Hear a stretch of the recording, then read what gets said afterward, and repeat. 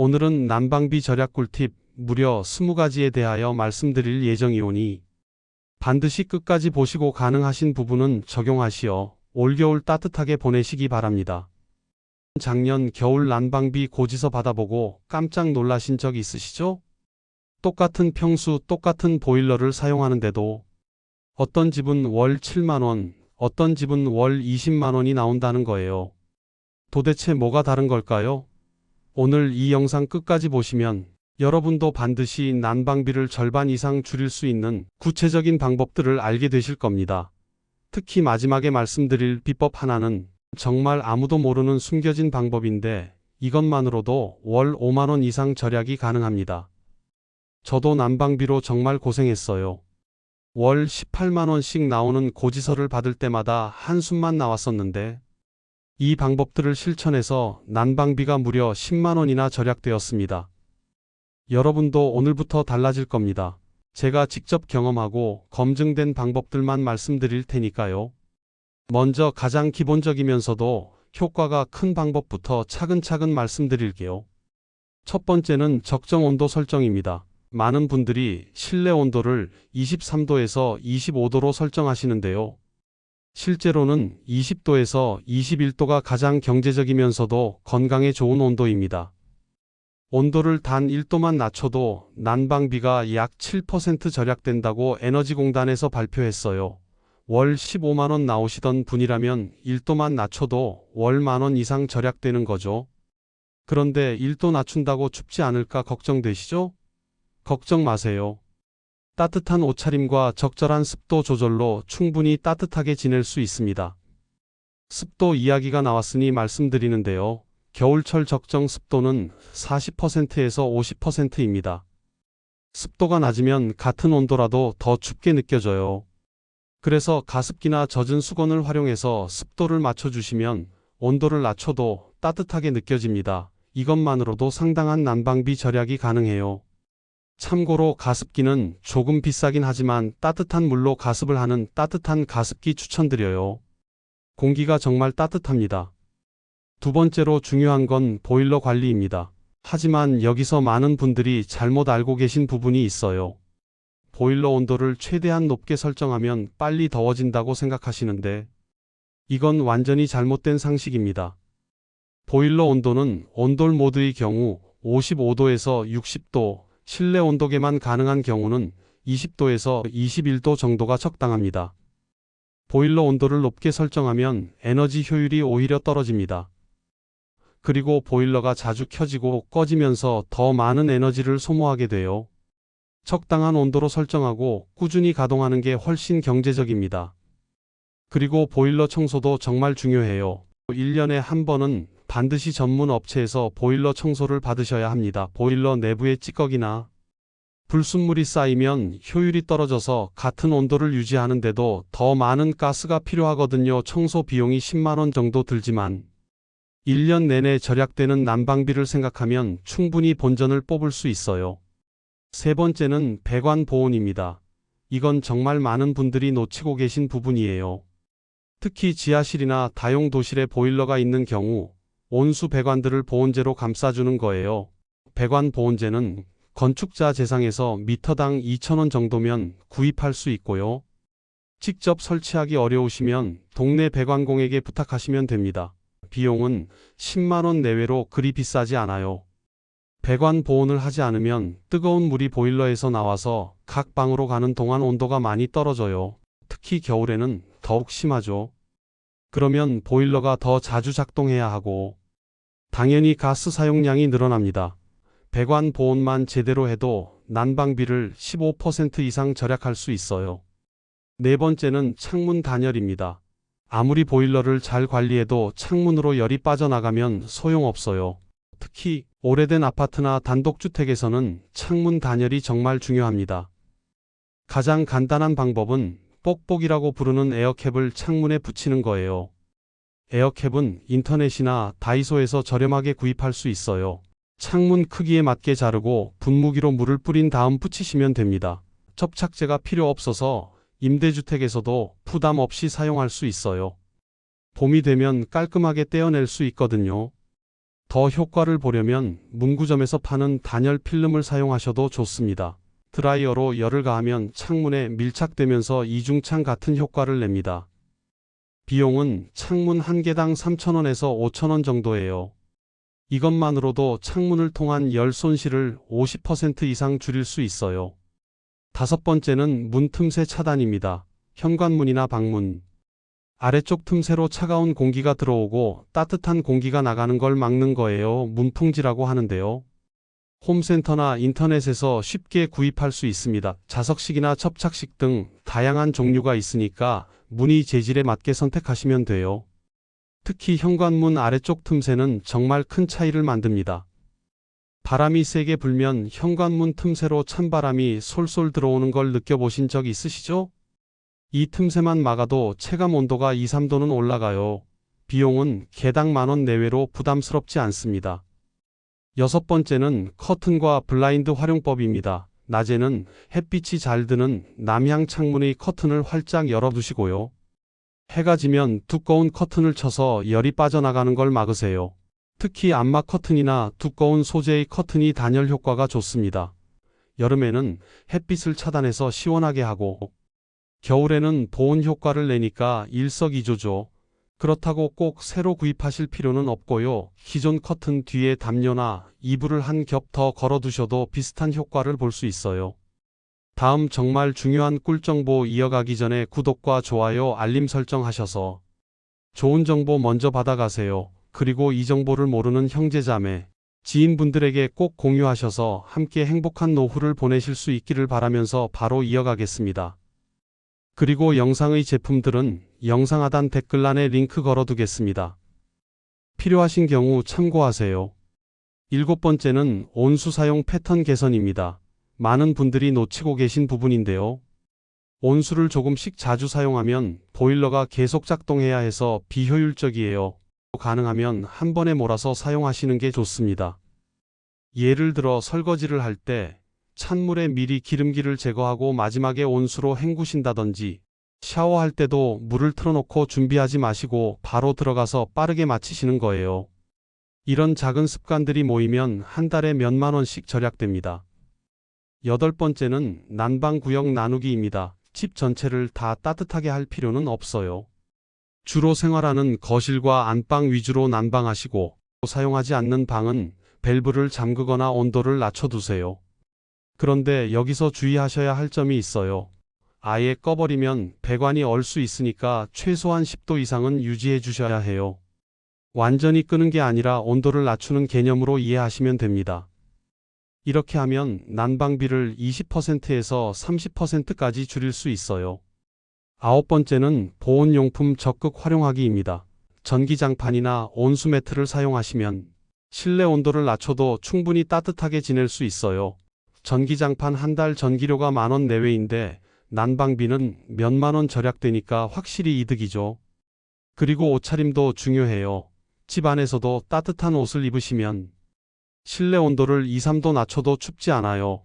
특히 목과 손목, 발목을 따뜻하게 해주시면 온몸이 따뜻해집니다. 목도리나 레그워머 같은 소품들을 활용해 보세요. 열 번째는 습도 조절인데요.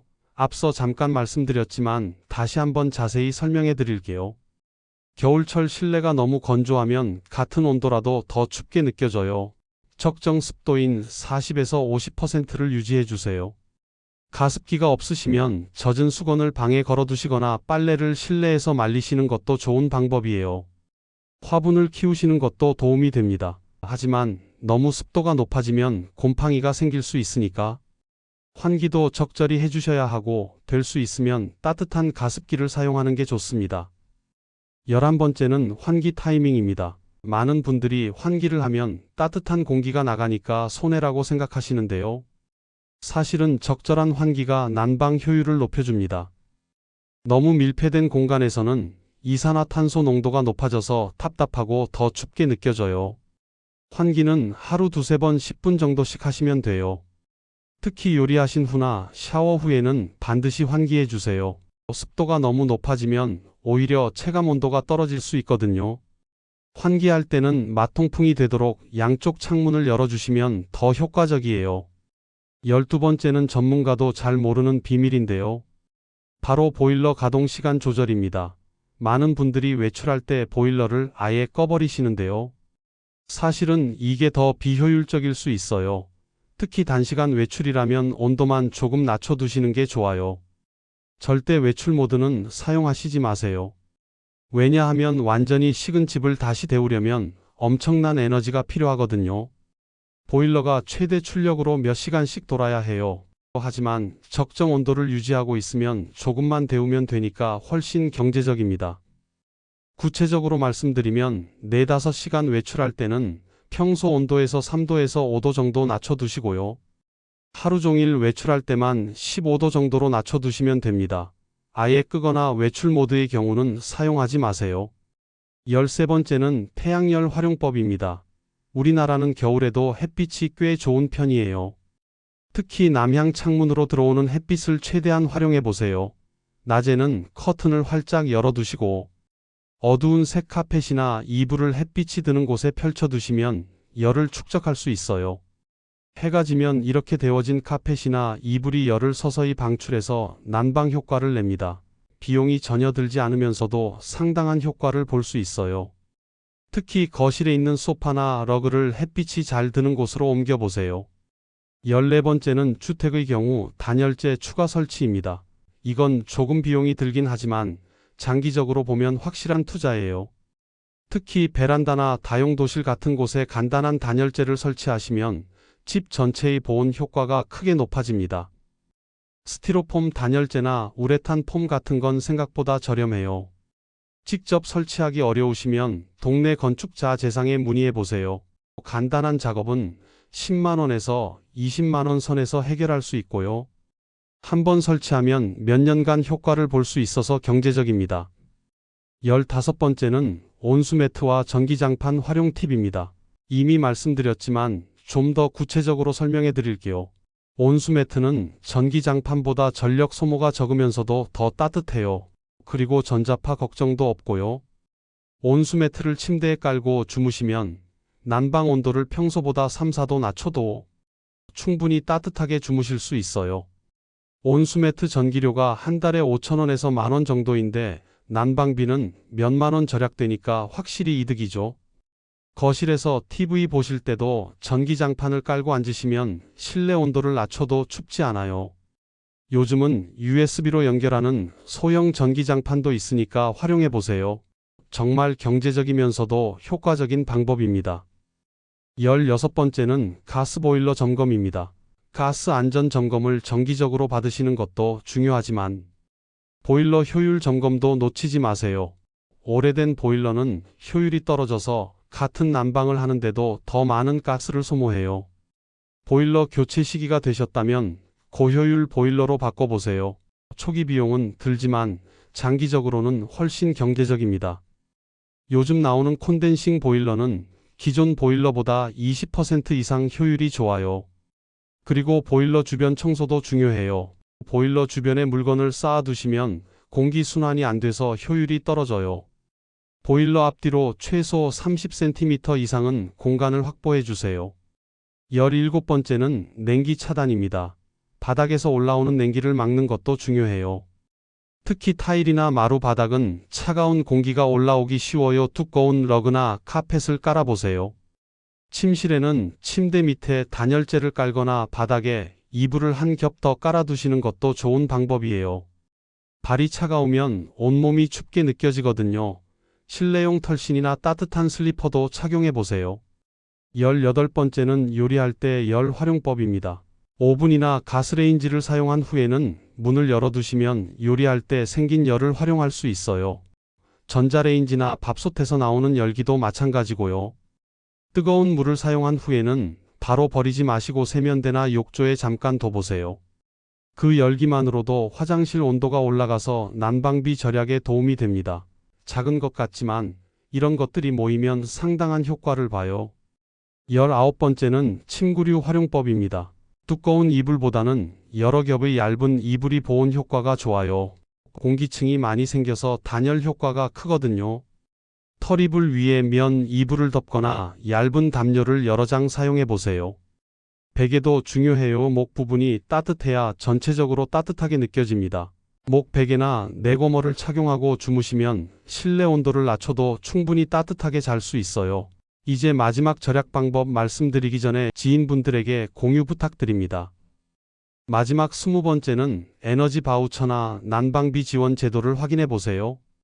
동절기 12월에서 다음 해 3월까지 도시가스 사용량을 전년 동기보다 절감하면 절감량에 따라 현금으로 캐시백을 돌려주는 사업으로 도시가스 캐시백 홈페이지에서 회원 가입 후 신청할 수 있고 저소득층 및 취약계층이 전기, 도시가스, LPG 등 난방 비용을 지원받을 수 있는 제도로 해당 지역 주민센터에 방문하여 신청이 가능합니다. 그 외에 다자녀 가구, 기초생활수급자, 차상위계층, 장애인, 국가유공자 등 특정 대상에게는 도시가스 요금을 할인해주는 제도가 있으니 혹시 내가 대상이 되는지 주민센터에 문의하시면 됩니다. 마지막으로 한 가지 더 안내드리면 아파트나 연립주택에 사시는 분들 중 공동난방을 하시는 분들은 공동난방비 절약 방법도 있어요. 관리사무소와 상의해서 공용부분 온도 조절이나 보일러 점검 등을 단체로 진행하시면 개별적으로 하는 것보다 훨씬 경제적이에요. 오늘 말씀드린 내용들 정말 많은데요. 오늘부터 내가 할 수 있는 부분부터 하나씩 실천해 나가신다면 올 겨울 난방비 걱정은 없을 것입니다. 한 가지라도 더 알려드리고 싶은 마음에 쭉 적다 보니 20가지 이상 적어드리게 되었습니다. 전체 내용을 간단하게 요약 정리해 드릴게요. 첫째, 적정 온도 유지와 습도 조절로 기본기를 다지시고요. 둘째, 보일러 관리와 배관 보온으로 효율을 높이세요. 셋째, 창문 단열과 문틈 차단으로 열 손실을 막으시고 넷째, 생활 습관 개선으로 에너지를 절약하시면 됩니다. 이 모든 방법들을 다 적용하시면 지금 난방비의 절반 이상은 확실히 절약하실 수 있어요. 월 20만원 이상 나오시던 분이라면 10만원대로 줄일 수 있습니다. 1년이면 100만원 이상 절약되는 거죠. 이 정도면 가족들과 맛있는 식사도 하고 여행도 갈 수 있지 않을까요? 영상에 서술된 제품들은 영상 하단 댓글란에 링크 걸어드렸으니 참고하시기 바랍니다. 추운 겨울 따뜻하고 행복하게 보내시고 구독과 알림 설정 꼭 부탁드려요. 오늘도 영상 봐주셔서 감사합니다.